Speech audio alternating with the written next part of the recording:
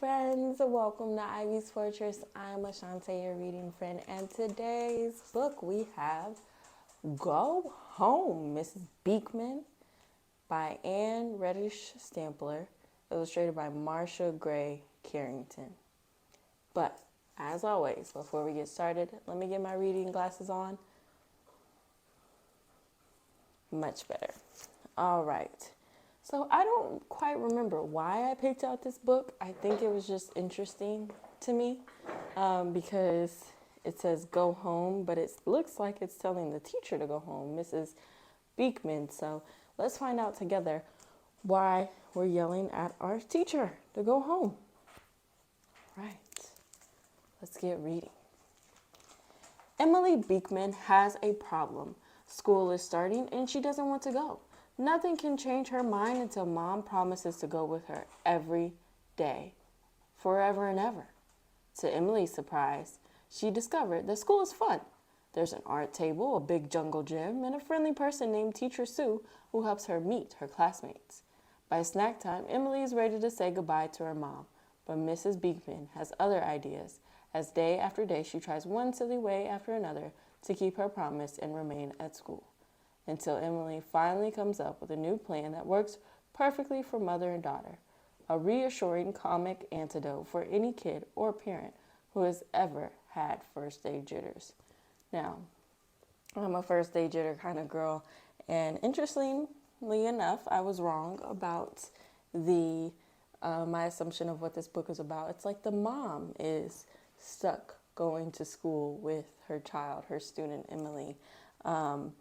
So first day jitters are something I'm not a fan of.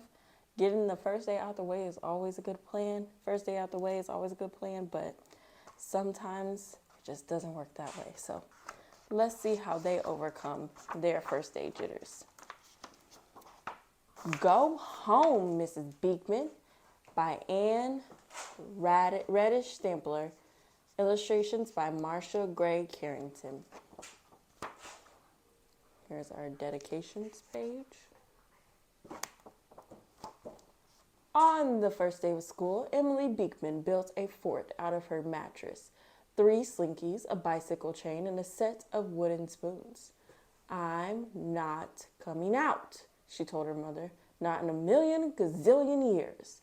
But Emily, Mrs. Beekman said, you're going to miss the first day of school. I'm not coming out, yelled Emily. Not even if you get me a big purple hat. But school has clay and paint and colored paper, Mrs. Beekman coaxed. School has a high jungle gym and children to be friends with you. Not even if you get me a dog, yelled Emily. Not even if you give me a dog and a bird and a red hula hoop. I won't stay at school without you. Well, Mrs. Beekman said, maybe I could stay for just a little while. Forever, bellowed Emily.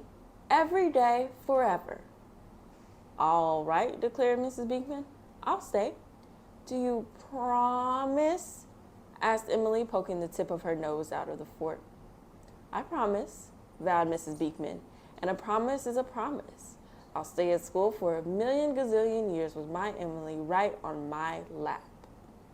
And even though Emily wasn't exactly sure that she had wanted to sit on her mother's lap for all that many years, she crawled out of the fort, dressed in her special pink jacket with the red sequin sombreros, and walked out with her mother to school.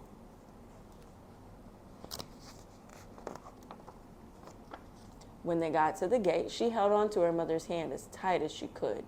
Soon, Emily noticed that school had some pretty nice stuff. There was an art table covered with clay and paint and colored paper and a big jungle gym. Emily would not have minded playing with some of that nice stuff, but she had a little problem getting up. Finally, a friendly person named Teacher Sue pinned a yellow paper rocket onto Emily's dress. Who else has a yellow rocket? Teacher Sue asked. Emily looked all over until she found a boy and a girl with yellow rockets. Emily was scared they wouldn't want to play with her. But the girl said, look it's another rocket. She took Emily's hand. Her name was Isabel, and the boy was Frankie. Want to be a space monster with us? Frankie asked. Rawr,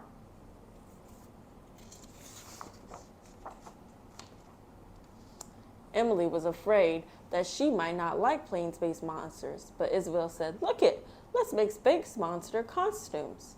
Soon, Emily discovered that Space Monsters was not a bad game. Isabel shared her crayons, and Frankie could wiggle his ears and cross his eyes at the same time.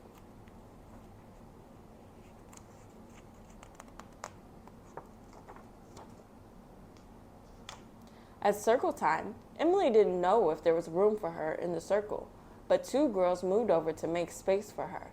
She didn't know if she would be able to learn the new song, but it turned out that she could. She even whispered the words to a red-headed boy who had forgotten them. That was when Teacher Sue thanked her for being so helpful. Emily kind of liked school so far.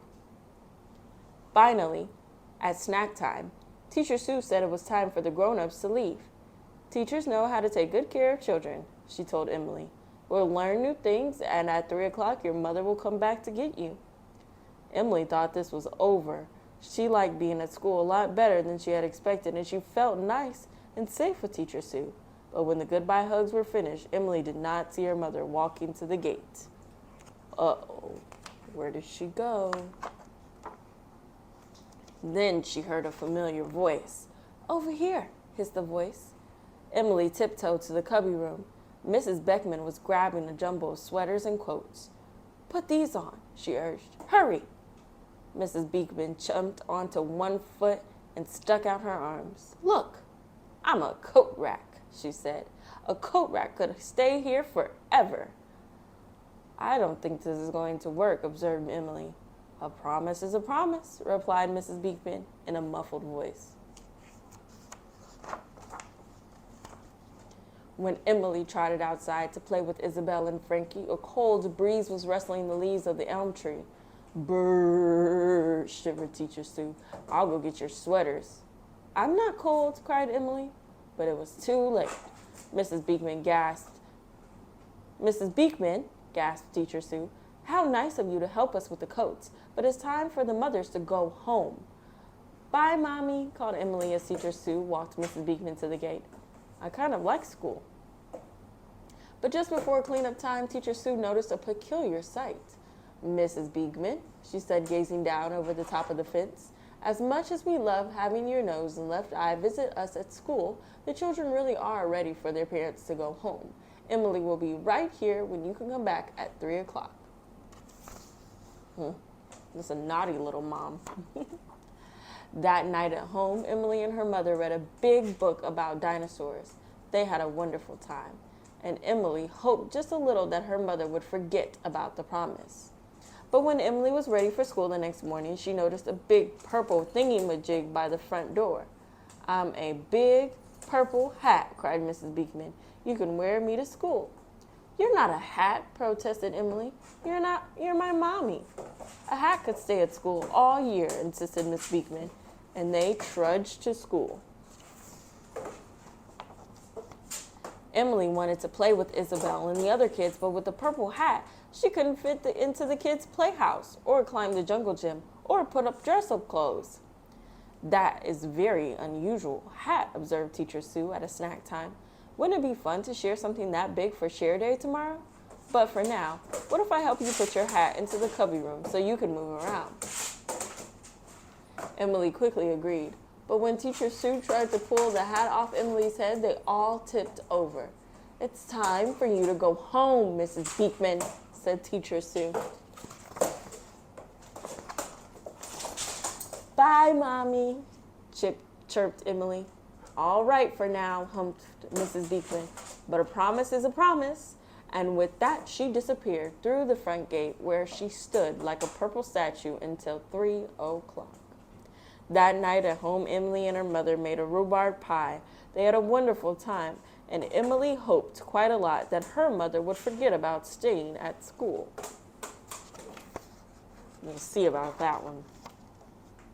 But the next morning, there was a big green dog in the kitchen. "Mommy," yelped Emily, "what are you doing in that dog suit?" "I'm a dog," cried Mrs. Beekman. "You can share me for Share Day." "But I don't want to share Mommy in a dog suit," protested Emily.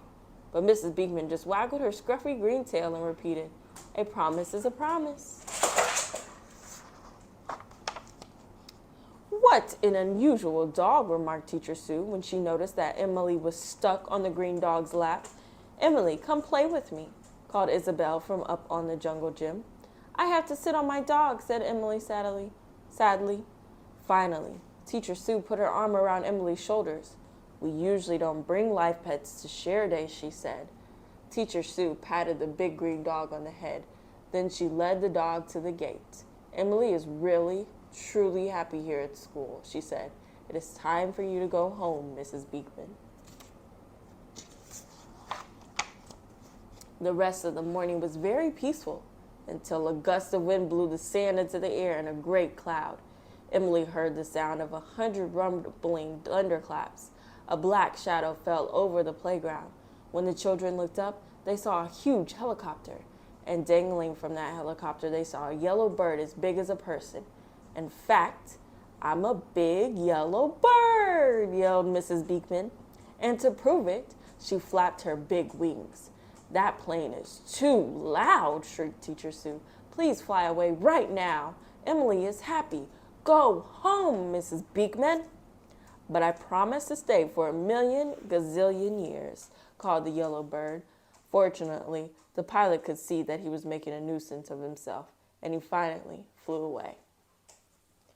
She must have got a deep pocket, friends, if she can just pull up in a helicopter in a bird suit. But this is a story of imagination, and anything could happen. That night at home, Mrs. Beekman was too tired to have fun with Emily. Emily just sat and tried to figure out how to convince her mother to stop coming to school. But the next morning, Mrs. Beekman was wearing red tights, a red leotard, red gloves, and a woolly red ski hat. She had curled herself into a big red O. "I'm a big red hula hoop," cried Mrs. Beekman. "You can roll me to school." Emily lay down on the kitchen floor, so her face was right next to Mrs. Beekman, upside down head. "Mommy," she said, "I want to be at school all by myself."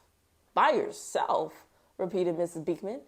"But I thought you wanted me to stay with you at school forever." "I like being at school by myself," said Emily. "You really like school?" asked Mrs. Beekman, pulling off her ski hat. "I love school," said Emily. "I made new friends, and Teacher Sue is nice. But, Mommy, school is for children. We can have a really good time together at home when school is over." Mrs. Beekman uncoiled from her big red O.